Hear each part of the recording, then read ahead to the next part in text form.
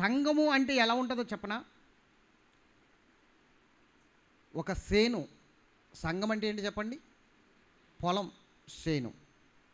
అది నేను చెప్పానా, దేవుడు చెప్పాడా? చెప్పండి.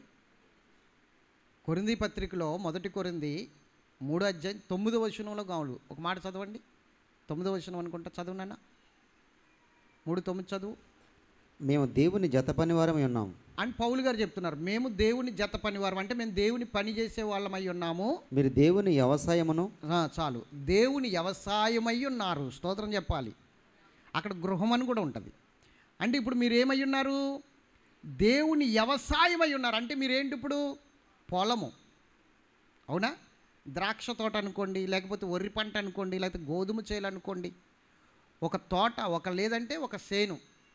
మేము పని వాళ్ళం, ఆ సేనులో పని చేసేవాళ్ళం, ఆ పొలంలో పని చేసేవాళ్ళం మేము. మీకు అర్థమవుతుందా? నేను కావచ్చు, ఇంకా దైవజనులు కావచ్చు, ఇంకా ఉన్న అభిషేకం తీసుకున్న వాళ్ళు కావచ్చు, మేమందరం జత పనివారము. చేలో పని చేస్తున్నాం, దేవుని చేలో పని చేస్తున్నాం, దేవుని తోటలో పని చేస్తున్నాం, దేవుని తోటలో పని చేస్తున్నాం, జత పనివారము. స్తోత్రం చెప్పాలి. మరి సేను అన్నాక, పొలం అన్నాక వరి ఒకటే ఉంటుందా, కలుపు కూడా ఉంటుందా? పంటతో పాటు ఏం పెరుగుతుంది? కలుపు కూడా పెరుగుతుంది కదా, చెప్పాలి.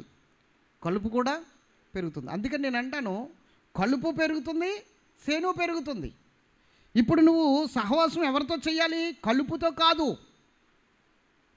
కలుపుతో సహవాసం చేస్తే కలుపు లాగినప్పుడు నిన్ను లాగేస్తారు, ఎందుకంటే నువ్వు పనికిరావు. కలుపుతో సహవాసం చేస్తే నువ్వు కలుపులా మారిపోతావు, కలుపు మొక్కలా మారిపోతావు. కాబట్టి కలుపుని పీకినప్పుడు నిన్ను పీకేస్తారు, పనికిరాదు. స్తోత్రం చెప్పండి గట్టిగా. సేన్ చేసే వాళ్ళకి బాగా అర్థమవుతుంది. ఫిలిప్ గారు కొన్ని వరి మొక్కలు అంటే వచ్చినప్పుడు అవి పండవు అని తెలిసినప్పుడు వాటిని కోసి గేదెలకి వేసేస్తారా లేదా? కొంత పక్క నుంచి. ఎందుకు? ఇది పండదు, ఇది పండే స్థితి కాదు, అంతా బాగానే ఉంది, కానీ కొంచెం ముక్క పండదు. మొత్తం మీద అది ఏదో తెగులు దానికి వచ్చి ఉండాలి, లేకపోతే అది వెన్ను పట్టకుండా ఏదో జరిగి ఉండాలి. అందుకని దాన్ని ఏం చేస్తారంటే, నేను చూశాను, దాన్ని కోసేయడం, గేదెలకి వేసేయడం కూడా నేను చూశాను.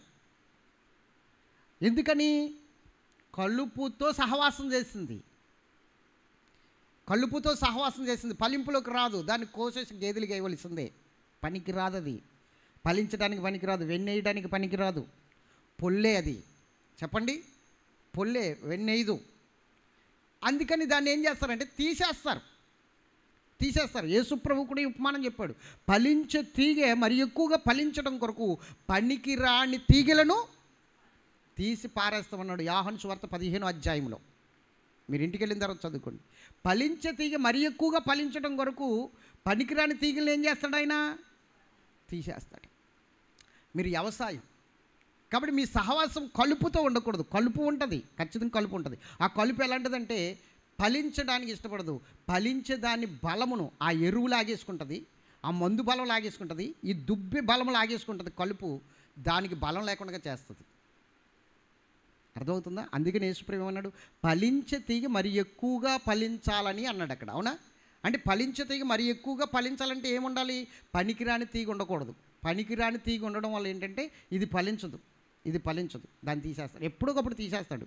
కనీసం ఎప్పుడో ఏదో టైం వస్తుంది కలుపు తీసేయడానికి తీసేస్తాడు. అప్పుడు వరకు మనం ఎదురు చూడాలి, మనం జాగ్రత్తగా ఉండాలి. కలుపుతో సహవాసం చేయకూడదు. మనము కలుపుతో సహవాసం చేయకూడదు. ఆ కలుపు ఎవరు అంటే వాక్యము వింటారు కానీ లోబడరు. గుర్తుంచుకోండి, కలుపు ఎవరో చెప్తున్నాను. దేవుని సన్నిధికి వస్తారు కానీ అసలు ఎంత మాత్రం కూడా దేవుని యందు ఆసక్తి ఉండదు.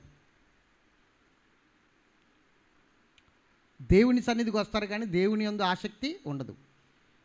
వారు దేవుని సన్నిధికి వచ్చి వారు ఏ పని చేయాలో ఆ పని చేసుకుని వెళ్ళిపోతారు అంతే. ప్రార్థన మీద ఆసక్తి ఉండదు, వాక్యం మీద ఆసక్తి ఉండదు, 2 దేవుని మీద ఆసక్తి ఉండదు, భక్తిని పెంచుకోవాలన్న ఆసక్తి ఉండదు, కేవలం వస్తారంతే. ఇలాంటి వారితో ప్రమాదం ఏంటంటే, జాగ్రత్తగా వినాలి, పోనీ వారే ఫలించట్లేదు పోన్లే అనుకుంటే, వాళ్ళు ఫలించట్లేదు వారి మట్టికి కదా వారే పాడైపోతున్నారు కదా అంటే కాదు. వీళ్ళు ఏం చేస్తారంటే పక్కవారిని పాడు చేస్తారు, ఫలించేవారిని పాడు చేస్తారు. చాలా ప్రమాదం. స్తోత్రం చెప్పాలి గట్టిగా. ఈ కలుపు వల్ల ఏమిటి ప్రమాదం అంటే, ఫలించే వాళ్ళ దగ్గరికి వెళ్ళి ఏమంటారంటే, చాలాసార్లు విన్నాను నేను. వాక్యం విన్నావా పాస్టర్ గారు భలే చెప్పారు కదా ఇవాళ, ఎవరి కోసం అనుకుంటున్నావు? పాస్టర్ గారి మోకంలో నువ్వే కనబడ్డావు నాకు ఈరోజు. నీకోసమే, మొత్తం అంతా నీకోసమే చెప్పాడు ఆయన. పక్కకి వెళ్ళి ఏం చెప్తున్నాడు? నీకోసమేనమ్మా చెప్తే వాక్యము, నీకు అర్థం కావట్లేదా? నీ గురించి మొత్తం వాక్యం అంతా ఈరోజు చెప్పాడు. వీడు వినడు. ఇప్పుడు విన్నవాడిని వెళ్ళి ఏం చేస్తున్నాడు? పాడు చేస్తున్నాడు. నా గురించి చెప్పడం ఏంటి? మరి ఇవన్నీ నీ గురించి కదా, ఇవన్నీ నీ గురించి కదా, ఇవన్నీ నీ గురించి కదా, ఈ రిఫరెన్స్ అన్నీ నీ గురించి కదా చెప్తా. వీళ్ళలో విషం పెరుగుతుంది. ఇప్పుడు విషం పెరుగుతుంది. గుర్తుంచుకోండి. అవునా, నా గురించా? నా గురించి చెప్పారు పాస్టర్ గారు, నా గురించి ఎందుకు చెప్పాలి? కొంచెం కొంచెంగా అంతే కదా. మీరు మేసాల వీరప్పన్న సాక్ష్యం విన్నారా? ఎంతమంది విన్నారు మేసాల వీరప్పన్న సాక్ష్యం? అడుగు మనిషి విన్నారా లేదా? వీరప్పనే ఆయన పేరు, మేసాల వీరప్పన్. అడుగు మనిషి. వాళ్ళ నాన్న పాములను పట్టేవాడండి, పాములను ఆడించేవాడట చిన్నప్పుడు. అయితే పాములను పట్టేవాడు, పాములతోటే ఎప్పుడైనా పాము కాటుకే గురై చచ్చిపోతాడని వాళ్ళ నాన్న ఏం చేశాడంటే, చిన్నప్పటి నుంచి పాము విషం సూది మొన కానించి, పాయింట్ కానించి కొంచెం కొంచెంగా విషం పెట్టుకుంటా పెంచాడంట. మా బిడ్డను పాము గరిసినా చచ్చిపోకూడదని. పాములోళ్ళు పాము కాటుకే చచ్చిపోతారు. నా బిడ్డ చచ్చిపోకూడదు పాము కాటు వల్ల అని చెప్పేసి చిన్న చిన్నగా ఇష్టం అలవాటు చేస్తూ పెంచాడట. వాడు పెద్దదిగేసరికి మొత్తం ఇష్టపూరితమైన మనిషిగా మారిపోయాడు, ఇష్టపు మనిషిగా మారిపోయాడు. అతని స్టోరీయే పున్నమి నాగని చిరంజీవిని పెట్టి సినిమా తీశారు. అతని స్టోరీయే. మేసాల వీరప్పన్ అని వీడియో కొట్టండి, మీకు వస్తుంది, అతని సాక్ష్యం వస్తుంది. అడుగు మనిషి కొంచెం కొంచెంగా విషం పెట్టాడట. వాడు పెద్ద దిగేసరికి మోతాదు పెంచుకుంటూ వచ్చాడు. పెద్ద దిగుతున్న కొలదిగా మోతాదు పెంచుకుంటూ వచ్చాడు. ఇప్పుడు వాడు ఎలా తయారయ్యాడు? మొత్తం విషం. వాడు ఎవరినైనా కరిచాడా? వాడు చచ్చాడే. అంత ప్రమాదకరమైన మనిషిగా విషపూరిత మొత్తం విషం అయిపోయింది. ఒళ్ళంతా నిలువెల్లా విషం వచ్చేసింది వాడికి. ఇంకా తర్వాత వాడి ఒంటిలో ఉన్న ఆ విషాన్ని బట్టి పాము పోషం విడిచినట్లుగా అతని శరీరతత్వం కూడా మారిపోయి కొన్ని దినాలకి పాము పోషం వల్లే అతని శరీరము బయటికి రావడం ప్రారంభమవుతుందట. డాక్టర్లకు చూపిస్తే డాక్టర్లు చేతులు ఎత్తేసారని, మా వల్ల కాదు, ఇంకా మేమేం చేయలేం, చచ్చిపోవలసింది ఈ వ్యక్తి అని చెప్తే, అప్పుడు వాళ్ళ అమ్మ యేసుప్రభుని నమ్ముకుందట. స్తోత్రం చెప్పండి.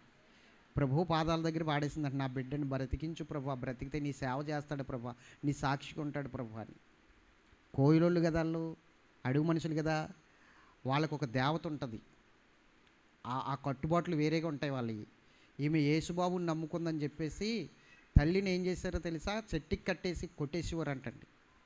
భర్త అప్పగించేసాడట సమాజానికి, నాకేం తెలీదా కొట్టేయండి అని కొట్టేసేవారట. ఆ బిడ్డ దేవుని పాదాల దగ్గర ఉండి స్వస్థత పొందాడు. గట్టిగా స్తోత్రం చెప్పాలి. ఆయన ఒక పాట కూడా కట్టాడు. ఆ పాటలో ఒక శరణం ఉంటుంది. నిలువెల్ల ఘోరపు విషమేనయా, మనిషిగా పుట్టిన సర్పానయా, నిలువెల్ల ఘోరపు విషమేనయా, మనిషిగా పుట్టిన సర్పానయ, పాపము కడిగావులే విషము విరిసావులే, పాపము కడిగావులే విషము విరిసావులే, నన్ను మనిషిగా ఇలా నీవు నిలిపావులే. అసలు మనిషి కాదు, పామాడు. నన్ను మనిషిగా ఇలా నీవు నిలిపావులే. చచ్చిపోతారన్నాడు డాక్టర్ గారు, వీడు బ్రతికే అర్హత లేదన్నాడు. కానీ దేవుడు ఏం చేశాడు? విశ్వం మొత్తం ఇరిచేశాడు. ఆయన రక్తం ద్వారా బాగు చేశాడు, సేవ చేస్తున్నాడు. స్తోత్రం చెప్పండి. నేను అంటాను, అలాంటి విషం ఎక్కిస్తూ ఉంటారు కలుపు మొక్కలు పక్కకు వచ్చి, నీకోసమే నీకోసమే అంటారు. వింటున్నావేమో, ఒకవేళ నీకోసం అలా చెప్పేవాళ్ళు నీ పక్కనే ఉన్నారేమో, ఇప్పటి వరకు చెప్పారేమో. ఈరోజు ఈ వాక్యం ద్వారా కళ్ళు తెరుచుకోబిడ్డ, లేకపోతే నీ భక్తి నాశనం అయిపోద్ది, నీ విశ్వాసం నాశనం అయిపోద్ది, నువ్వు చాలా ప్రమాదకరమైన పరిస్థితులకు వెళ్ళిపోతావు. చెప్పుడు మాటలు చెప్పేవాళ్ళు చాలామంది ఉంటారు. అలాంటి స్థితిలో నువ్వు చాలా జాగ్రత్తగా ఉండాలి సుమా. వాళ్ళు ఫలించరు, నిన్ను ఫలించనివ్వరు. వాళ్ళు ఫలించరు, వాళ్ళ బ్రతుకుకు ఫలింపు ఉండదు, నిన్ను ఫలింపనివ్వరు. స్తోత్రం చెప్పండి గట్టిగా, హల్లెలూయా. చాలా దారుణమైన మనుషులు ఉంటారండి, చాలా దారుణమైన మనుషులు ఉంటారు. కాబట్టి నేను చెప్తున్నా, నువ్వేమి వింటున్నావో జాగ్రత్త, నువ్వు ఏమి వింటున్నావో జాగ్రత్త, జాగ్రత్త, జాగ్రత్త. మరలా చెప్తున్నాను, నువ్వు ఏమి వింటున్నావో జాగ్రత్త.